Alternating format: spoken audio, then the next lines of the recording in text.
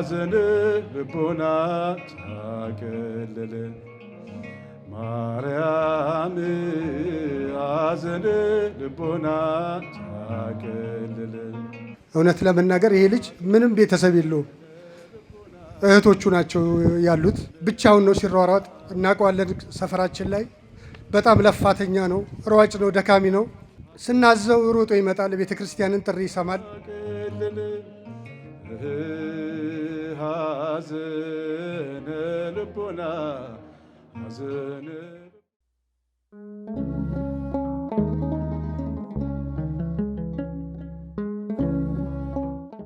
ጥር 10 ቀን 2018 ዓመተ ምህረት የጌታችንና የአምላካችን የመድኃኒታችን የኢየሱስ ክርስቶስ በዓለ ጥምቀትን ለማክበር ታቦተ ሕጉ የሚከብርበትን ሰረገላ ጋሪ ከቤተ ክርስቲያን ቅጥር ግቢ ውስጥ አውጥተን ወደ አስፋልት መንገድ ያወጣን ባለንበት ሰዓት ላይ በኤሌክትሪክ መነካካት ምክንያት በተፈጠረ አደጋ ሕይወታቸውን ላጡ ወንድሞቻችን የተሰማንን ጥልቅ ሐዘን እንገልጻለን። አራቱ ወንድሞቻችን ላይ የሞት አደጋ ደርሶባቸዋል። ከነዚህም መካከል ቄስ ይዘንጋው ጌታሁን እንግዲህ እኒህ አባታችን ካህን መሆናቸውን ራሱ ቤት ሄደን ነው ቤተሰቦቻቸውን ለማጽናናት በሄድንበት ሰዓት ነው እንኳን ካህን መሆናቸውን ያወቅነው። እጅግ በጣም ያሳዝን ነበረ።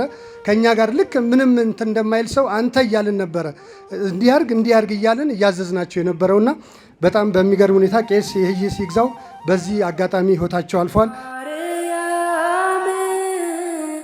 አቶ ሄርጳ ማሞም ህይወታቸው አልፏል በዚሁ አጋጣሚ። አቶ ፍቃዱ ተክለየስም በዚሁ መልኩ፣ አቶ አበበ ተፈራም እንዲሁ በህይወት አልፎብናል ማለት ነው። የያዙት 12 ወጣቶች ነበሩ። ግን በተለያየ ተአምር እግዚአብሔር አምላክ እንግዲህ ለምስክርነት አቆይቷቸው በዚህ መልኩ አልፏል ማለት ነው። ወንድሞቻችንና አባቶቻችን መካከል ቄስ ይግዛው የተባሉ አባታችን በየካ ክፍለ ከተማ ነዋሪ የነበሩ ሲሆን በልማት ምክንያት እንግዲህ ወደ ኮየ ፈጬ አካባቢ መጥተው የቤት ከራይ ተከራይተው 4 ልጆቻቸውንና ባለቤቶቻቸውን ይዘው እየኖሩ እንዳለ ነው እንግዲህ መረጃው የደረሰን። እዚህ ከመጡበት ጊዜ አንስቶ እጅግ በሚገርም ሁኔታ ከዚህ አውደ ምሕረት ላይ ጠፍተው አያውቁም ጭራሹኑ ማለት ነው። ራሳቸውን ካህን መሆናቸውን እዚህ ያሉት ሁሉም ካህናቶች ራሱ አያውቋቸውም። ያዟቸዋል፣ ይታዘዛሉ፣ ይሯሯጣሉ። አውደ ምሕረት ላይ የሆነ ሳንቲም ሲጣል እንኳን ቆሞ የሚለቅሙልን እሳቸው ናቸው። አቶ ሄርጳ ማሞ የተባሉ ወንድማችንም እንዲሁ ከልጅነታቸው ጀምሮ ራሳቸውን ለቤተ ክርስቲያን አሳልፎ የሰጡ በኮዬ አቡነ ገብረ መንፈስ ቅዱስ ቤተ ክርስቲያን ሰንበት ትምህርት ቤት ሲቋቋም መስራች የነበሩ ለበርካታ ዓመታት በአመራርነትና በተለያዩ የሥራ ዘርፎች ሲያገለግሉ የቆዩ ይሄ ደብር ኮዬ ፋንታ ደብረ ፀሐይ መድኃኔዓለም ቤተ ክርስቲያን ሲመሰረት ፒቲሽን ወይንም ፊርማ ከማሰባሰብ ጀምሮ ሲያገለግሉ የነበሩ ወንድማችን ናቸው። ከማንም ጋር ከሁሉም ጋር ሕፃኑንም ትልቁንም ትንሹንም በክብር እኔ ከምናገረው በላይ እናንተ ሁላችሁም እዚህ አካባቢ ነዋሪዎች በደንብ አድርጋችሁ ታውቃላችሁ። የዚህ የደብሩ ካህናቶች በደንብ አድርጋችሁ ታውቃላችሁ። ስናዘው እንደ ልጅ ሮጦ የሚታዘዘ ልጅ ነው። እኔ ባቀሜ እንኳን ይሄን አድርግ እባክህ እንዲህ ታዘናል ስለው ሮጦ የሚሄድልኝ ወንድም የነበረ የአንድ ልጅ አባት ነው። ቤተሰብ ደካማ እናቶች አሁን ፊት ለፊታችን ተቀምጠው እናያቸዋለን። እጅግ በጣም በሚያሳዝን ሁኔታ የሚረዳቸው ጧሪ ቀባሪ የሌላቸው እናት፣ እህት፣ ወንድሞች፣ ልጅ ጭምር እሱ የሚያስተዳድራቸው ነበሩና በአጋጣሚ እሱም እንደዚሁ ህይወቱ አልፎብናል። አቶ ፍቃዱ ተክለየስ በዚሁ ፋንታ አካባቢ ተወልዶ ያደገ ቢሆንም በልጅነቱ የእናትና የአባት ፍቅር በሞት ያጣ ልጅ ነው። እውነት ለመናገር ይሄ ልጅ ምንም ቤተሰብ የለውም። እህቶቹ ናቸው ያሉት። ብቻውን ነው ሲሯሯጥ እናውቀዋለን። ሰፈራችን ላይ በጣም ለፋተኛ ነው፣ ሯጭ ነው፣ ደካሚ ነው። ስናዘው ሮጦ ይመጣል። ቤተ ክርስቲያንን ጥሪ ይሰማል። በይበልጥ ደግሞ ያሳዘነኝ በጣም በቃ ሁሉም ወንድሞቼ ናቸው፣ ግን በቃ ያሳዝናል። የዚህ ልጅ በዚህ በለጋ እድሜው ገና ሮጦ አልጠገበም። ገና አዘነው ምን ብለነው ያልጠገብነው ልጅ ነው። በመሀል አለፈብን። እሱም እንደዚሁ እሱም ባለ ትዳር ነው። የ3 ልጆች 3 ህፃናቶች ቤት አስቀምጦ ነው ለባለቤቱ አሳቅፏት እንደዚሁ በዚሁ አጋጣሚ ያመለጠን ማለት ነው። አቶ አበበ ተፈራ በዚሁ ቀጠና ተወልዶ ያደገ እሱም እንደዚሁ ቤተሰቡን በተለያዩ የግብርና ስራዎች ሲያስተዳድር ትልቁንም ትንሹንም አክባሪ፣ ሳቂታ፣ ተጫዋች የሆነ ሰው ነበረ። እሱም እንደዚሁ እሱም በጣም በሚያሳዝን ሁኔታ 2 መንትያ ህፃናቶች አሉት። ሲቀጥልም ደግሞ አሁን ባለቤቱ ፊት ለፊት አለች። ነፍሰ ጡር ነች። ልትወልድ በደረሰችበት ሰዓት ነው ባለቤቷ ከጎኗ የተለየው ማለት ነው። ማርያም ሐዘን ልቦና ታቅልል ማርያም ሐዘን ልቦና ታቅልል ሐዘን ልቦና ሐዘን ልቦና ሐዘን ልቦና ሐዘን ልቦና ታቅልል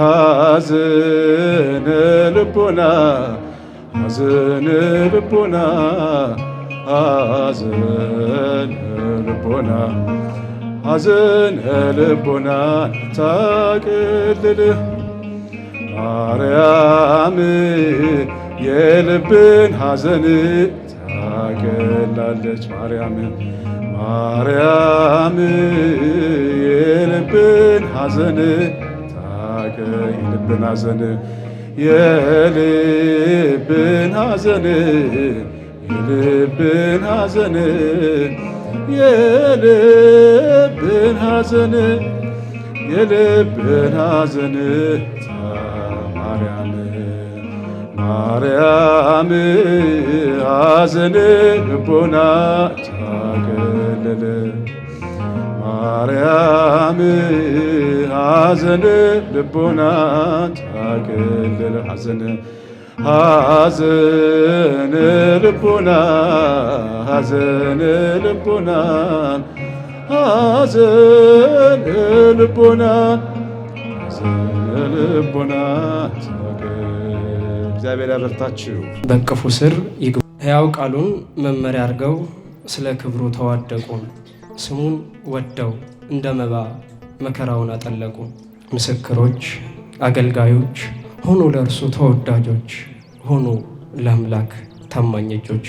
ታዲያ ግን እንባ መጣ ከፊታቸው መንገድ ዘጋ ጠላታቸው። እርሱም ብለው ቢታገሉ መሪር ሐዘን ገጠማቸው። ሞትም ጨከነና ድንገት ወሰዳቸው። እጃቸው በረታ ጥላን ስለ መስራት ታቦት ማውጣት እንጂ ሞትን መች አሰቡት። እልልታውን እንጂ እንባን መች ለመዱት። ግርማ ሞገስ ሊሆን ፀሐይ መገደቢያ ሰረገላን ገፉ ለታቦት ማጀቢያ። ግን ሞት ቀረባቸው ከመንገድ ከጉዞ አሰናከላቸው። ጌታ ሆይ መቼም ፍቃድክ ነው ያሰባሰባቸው ከተጠሩት መርጦ ለረፍት የጠራቸው። ምን ቃል አለንና ዝም እንበል እንጂ ነው ያልካቸው አንተ ከቤትህ ከደጅ። ብቻ ሰላም ትረፍ ነፍሳቸው ካንተ አጸድ። ይመላለሱበት በእነ አብርሃም መንገድ ያም ሰረገላ የገፉት በእጃቸው ከገነት በር ደጃፍ መርቶ ይውሰዳቸው። ወልደ ገብርኤልን ወልደ ሚካኤልን ገብረ ሚካኤልን ወልደ ጊዮርጊስን ከደጋጎች ወገን ከሰማዕታቱ አምላክ ይቁጠራቸው እርሱ ባለቤቱ። በቅፏ ስር ይግቡ ከማርያም እናቱ። እግዚአብሔር የአገልጋዮቹን የገብረ ሚካኤልና የወልደ ገብርኤልን የወልደ ጊዮርጊስና የወልደ ሚካኤልን ነፍስ በገነት በመንግሥተ ሰማያት ያሳርፍልን። ቤተሰቦቹን ያጽናናልን፣ ያረጋጋልን፣ ጽናቱን ብርታቱን ይስጥልን። እንግዲህ ልጆቻችን እግዚአብሔርን እያገለገሉ በእግዚአብሔር ቤት እያሉ መልካም ስራ እየሰሩ ነው። እንግዲህ እግዚአብሔር የጠራቸው ጥሪ ደርሷቸው ወደ እግዚአብሔር ነው የሄዱት። ይሄ እንግዲህ የእግዚአብሔር ጥሪ ነው፣ የሰው ጥሪ አይደለም። እንግዲህ መቼ እንደምንጠራ አናውቅም። ጥሪያችን መቼ እንደሆነ አናውቅም። ዛሬ ሊሆን ይችላል፣ ነገም ሊሆን ይችላል። ቀኑን የሚያውቀው እሱ ነውና ቀኒቱንና ዕለቱን አታውቁምና ተዘጋጅታችሁ ኑሮ ነው ያለውና ልጆቻችን ተዘጋጅተው በዚሁ በቤተ ክርስቲያን ውስጥ ነው የኖሩት፣ በዝግጅት ነው የኖሩት። ስለዚህ ጥሪውን እንግዲህ ስለደረሳቸው ወደ እግዚአብሔር ተጠርተዋል። በዚህ መልካም ስራ የሚሰራ ሁሉ ሲያርፍ ወደ እግዚአብሔር ነው የሚሄደው፣ የታወቀ ነው። ስለዚህ ቤተሰቦች እናንተ ማዘን ማልቀስ በጣም ሀዘን ሊሰማቸው አይገባም። ስለዚህ ማዘን ማልቀሱ አይገባም። ቅድም እንደተባለው ለቤተሰብ የሚሆኑትን ለሕፃናት ልጆቻቸው የሚሆኑት እርዳታ ማድረግ ለወገኖቻቸው ለቤተሰቦቻቸው እርዳታ ማድረግ መርዳት፣ ይሄ ነፍስ የማዳን ስራ ነው። ይህንን ነው ማድረግ ያለብን እንጂ ለነሱ ብናለቅስ ምንም የምናተርፈው ነገር የለም። እነሱ ወደኛ አይመለሱም። ምንም ሊሆን አይችልም። ብናለቅስ፣ ብንወድቅ፣ ብንነሳ እነሱ አይገኙም ከዚህ በኋላ። ስለዚህ በጸሎት ማሰብና ቤተሰቦቻቸውን መርዳት ብቻ ነው መድኃኒቱ ማለት ነው። እንግዲህ እግዚአብሔር አምላክ ሲፈጥረን ከነ እድሜያችን ነው እንግዲህ የላከን። እድሜያችንን ለክቶ ነው እስከዚህ ቀን ድረስ ትቆያለህ ብሎ እድሜያችንን ለክቶ ነው ወደዚህ ያመጣን የፈጠረን እግዚአብሔር።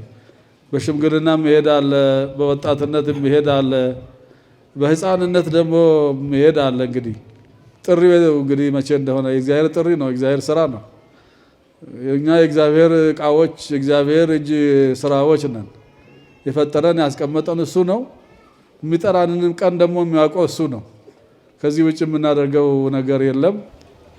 ዘአቀበ ቃሌ ኢይጥዕሞ ለሞት ለዓለም፣ ቃሌን የሚጠብቅ ቢኖር ለዘላለም ሞትን አያይም ይላል። ሞትን አያይም። ምክንያቱም ክርስቲያኖች እንደ ቃሉ ይኖራሉ። እንደ ቃሉ ከኖሩም ሞት እንደማያዩ፣ ሞት እንደማይነካቸው ይህ ቃል ያረጋግጥልናል። እንግዲህ ሞተ ነፍስ ነው ሰውን የሚጎዳው። ሞተ ነፍስ ለዘላለም ነው።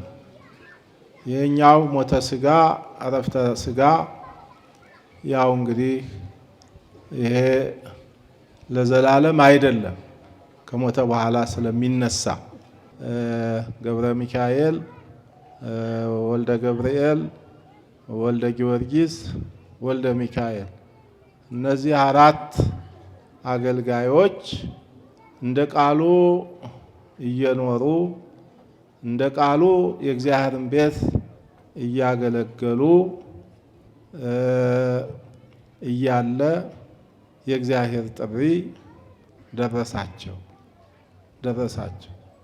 መጽሐፍ ቅዱስ ሲናገር ሁለት ሰዎች በአንድ እርሻ ይሆናሉ፣ አንዱ ይቀራል፣ አንዱ ይወሰዳል። ሁለት ሰዎች በአንድ አልጋ ይተኛሉ፣ አንዱ ይቀራል፣ አንዱ ይወሰዳል። ሁለት ሴቶች በአንድ ወፍጮ ይፈጫሉ፣ አንዷ ትሄዳለች፣ አንዷ ትቀራለች። ቅደም ተከተሉን ነው እየነገረን ያለ። አሁንም 12 ሰዎች በአንድነት 12 ወጣቶች በአንድነት ሆነው እያገለገሉ ባለበት ሰዓት ድንገተኛ ሌባ ሞት መጥቶ አራቱን ጠርቶ ወስዷል። እንግዲህ ሌሎቹ ደግሞ 8ቱ ደግሞ እግዚአብሔር ይመስገን ተርፈዋል። ይኸው ነው እንግዲህ ቅደም ተከተል ነው። ዞሮ እኛ እነዚህ የሞቱት ወገኖቻችን እጣው ደርሷቸው ያው የዕለተ ሞት የሚያልፍ የለም እና እነሱ ቀድመው ይሄዱ እንጂ እኛም ነገ ሁላችን ሀጆች ነን። ወደ እግዚአብሔር እንጠራለን። ሞት መጥሪያ ነው። ሞት መንገድ ነው። ከሞት በኋላ ሕይወት አለ። እንግዲህ ብዙ ሰው የተለያየ ሞት ይሞታል። ሲሰርቅም፣ ሲቀማም፣ ሲዘርፍም፣ ሲያወናብድም የሚሞት አለ። ቤተ እግዚአብሔር እያገለገለ ደግሞ ጥሪ እንደዚሁ የሚደርሰው አለ። እነዚህ ክቡራን ናቸው። በቤቱ የጥምቀትን በዓል እናከብራለን ብለው ሲደክሙ ሲወጡ ሲወርዱ እንግዲህ በመካከል ጥሪ ደረሳቸው። እንግዲህ መልካም ስራ እየሰሩ ነው እና ልጆቻችን የተጠሩት እንግዲህ በአባቶቻችን በቅዱሳን ጻድቃን መካከል የነብሰ አቡነ ገብረ ሚካኤል ወነብሰ ገብሩ ወልደ ገብርኤል ወልደ ጊዮርጊስ ወልደ ሚካኤል ነፍሳቸውን ይማርልን፣ ለልጆቻቸው ለቤተሰቦቻቸው መጽናናቱን ያድልልን። ምእመናኑን ሁሉ ከእንደዚህ አይነት ድንገተኛ ሞት ይሰውርልን። እግዚአብሔር በሃይማኖታቸው አጽንቶ ያኑራችሁ።